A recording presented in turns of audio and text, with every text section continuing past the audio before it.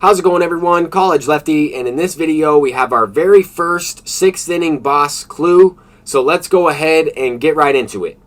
We do have some additional content to go over, including this brand new shark map that features a bunch of free packs, 25 total hidden packs, 4 diamond choice packs, and a 97 overall Chris Davis. So you can guarantee yourself 5 diamonds plus an additional 21 packs. It lists there Shark Map 3.0. This is definitely the 3rd time we've had this Shark Map released into the game. But this Chris Davis looks very good against right-handed pitching. His vision attribute is a little bit lower. And a lot of people don't think the vision attribute matters as much this year. It certainly matters when you're facing pitchers with 125 hits and K per 9. It will definitely affect the timing window with that type of player. With that being said, we also have a headliner card, Madison Bumgarner Signature Series. I would have liked to see this included in the evolution program with Madison Bumgarner.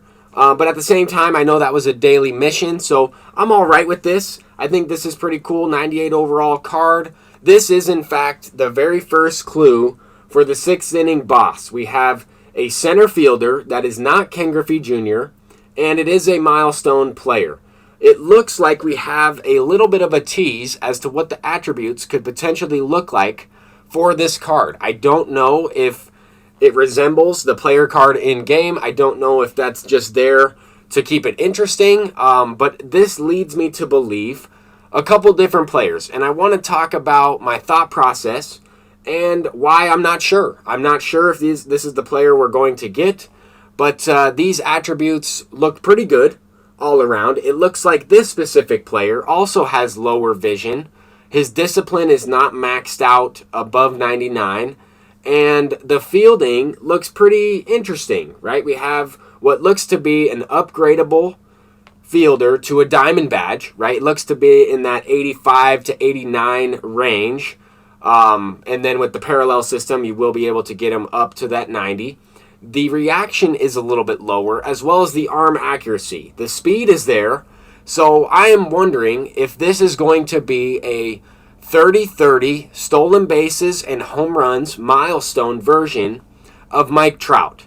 I think we could end up seeing a 99 overall Trout.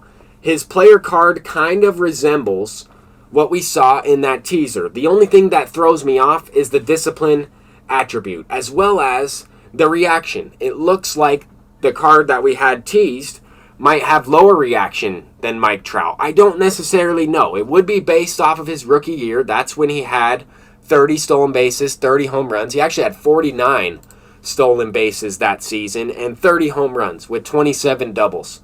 I think that would be a great selection because this Mike Trout, this 99 overall MVP Mike Trout, was included as the big collection in last year's game. Now, Mike Trout's won several MVPs. They could give him another one from a different year, and that would be just fine as well. Another player that comes to mind, which I don't think it will be, Kirby Puckett, but I did think about him, right? His vision on this postseason card is much higher. His discipline is lower.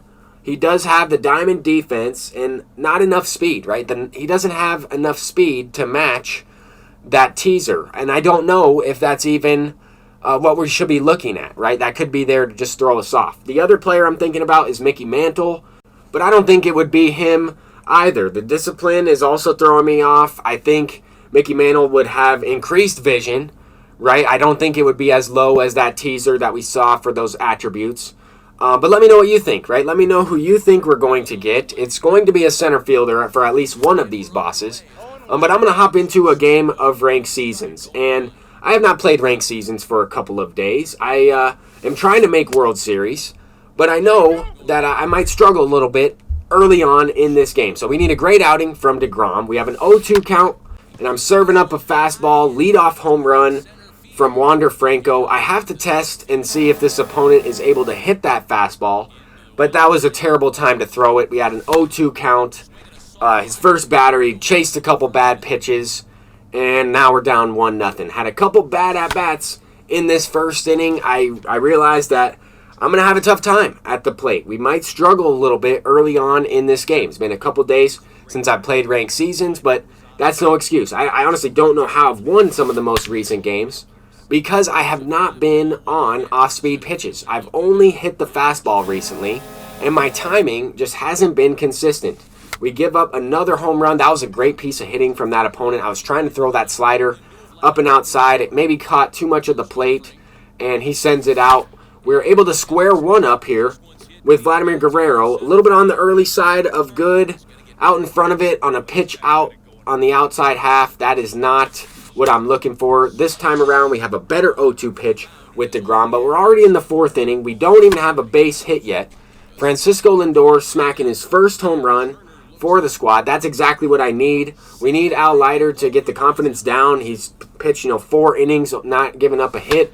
Now he brought in Mariano Rivera pretty early in this one, right? Bottom of the 5th inning. He's going to his closer, or at least one of his 99 overall closers. I'm sure he has Goose Gossage. I'm sure he has Aroldis Chapman in there. Might as well be a 99. This guy had a good team. He's hitting them off-speed pitches. He's hitting the mistakes up in the strike zone. Here we have 2 outs facing Salvador Perez. David Ortiz on first base with a single, and Salvador Perez is going deep. That was exactly where I wanted that 2-seam pitch.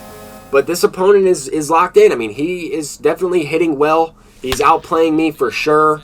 I just was not able to square the ball up as consistently. Here we get a perfect home run with Pablo Sanchez, a pitch up and inside, something I was looking for right there, but that opponent has not really thrown that pitch too often in this game. He mixed up the strike zone pretty well, low and away, low and in. I was looking for certain pitches in certain spots.